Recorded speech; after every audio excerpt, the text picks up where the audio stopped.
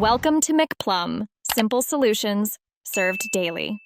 In this video, I will show you how to make Koshari rice, step by step. First, let's prepare the foundational elements. Begin by soaking 1 cup of brown lentils for at least 1 hour, then boil them until they are tender, which usually takes about 20 to 30 minutes. Next, warm 1 can of chickpeas, or cook dried ones until soft.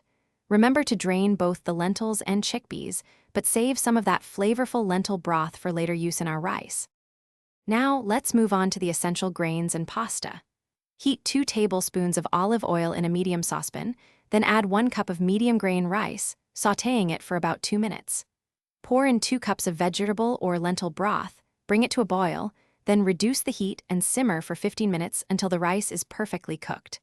Simultaneously, prepare 2 cups of small macaroni noodles, boiling them until they are al dente. Next, we'll create the vibrant sauce and the irresistible crispy onions.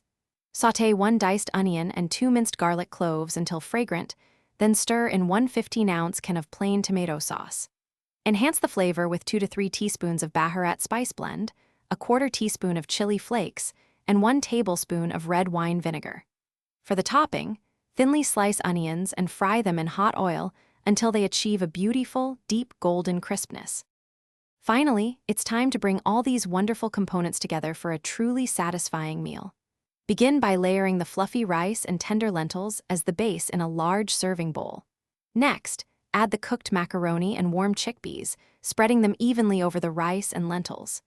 Generously spoon the spiced tomato sauce over everything, and for that perfect finish, sprinkle a generous amount of crispy fried onions on top.